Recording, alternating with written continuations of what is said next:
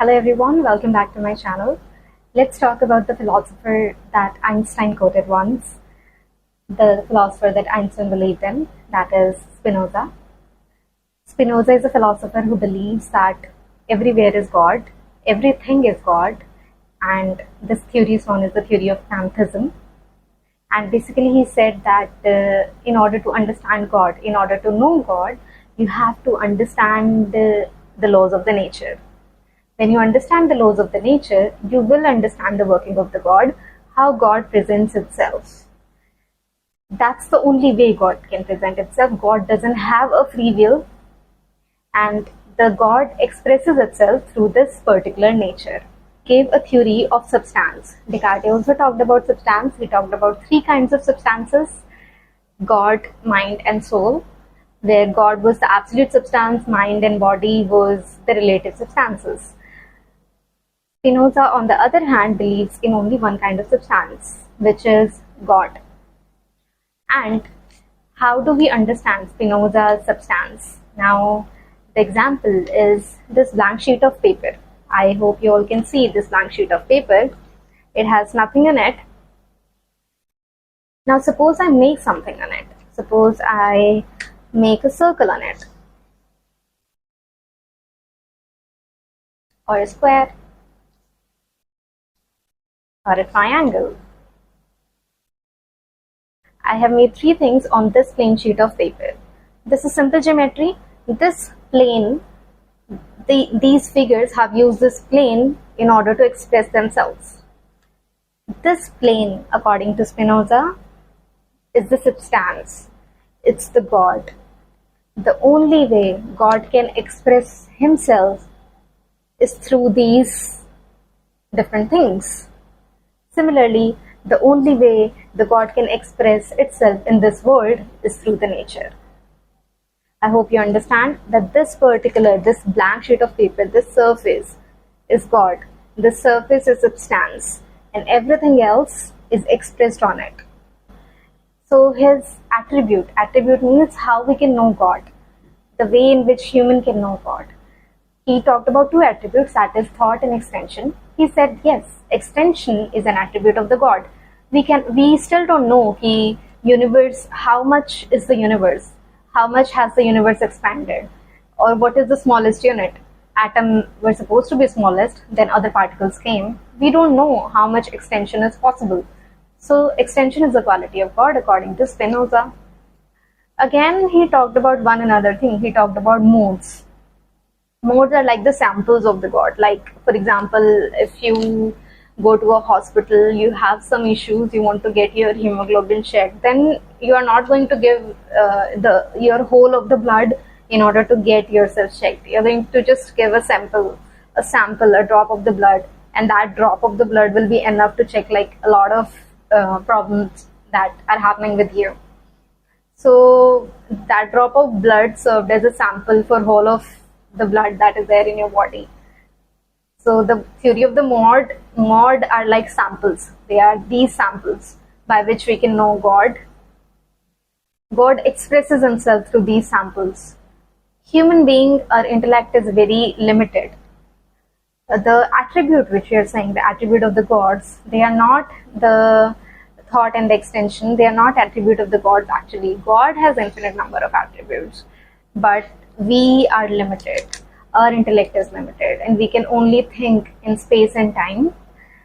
So because of that, there are two attributes, thought and extension. And modes are the ways in which our finite mind can actually see something. You cannot see the infinite number of the thoughts, you cannot see the infinite number of extension. So he came up with the idea of modes, the samples in which you can understand God.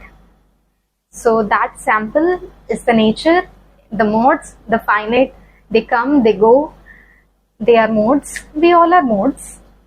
We come on this planet, we die. In Gita also it's written that, no one was born and no one will die. That's the reality of the world. That is the mode. People come, people go. The reality is the matter that is there, it remains the same. Matter doesn't change. That is modes. They are expressing themselves. We are expressing. I am expressing myself in a certain way, but I was never there, and I won't be there in the future.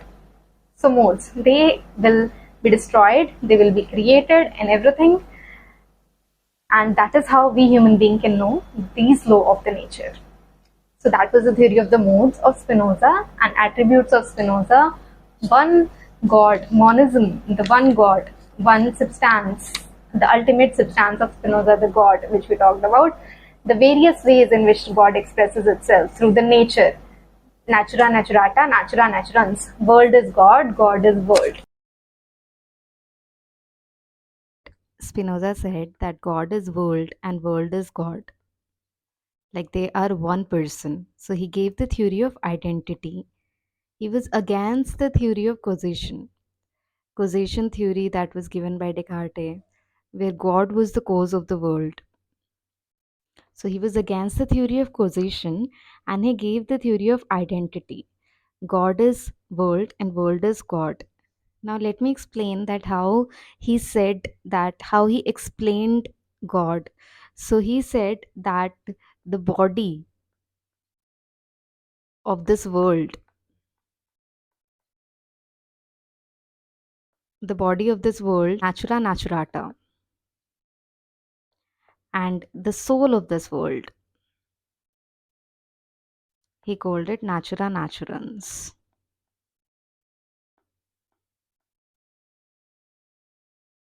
They are the way of the God to express himself. But we have to understand here also that don't think that the God is a concrete form. It is also in the abstract terms. He's telling this in the abstract terms. He's not concrete. You cannot determine him. Any kind of determination that you will do will be a negation. That is ens absolutum indeterminatum.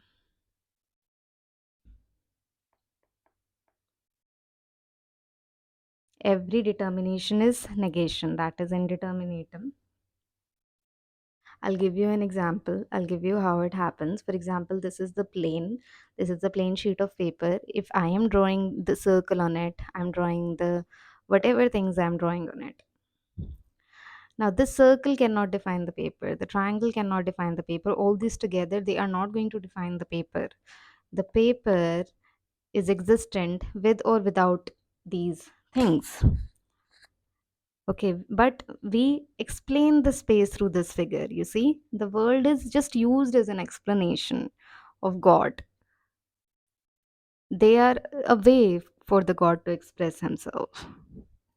We talked that this space is the substance, and rest of the things are attributes.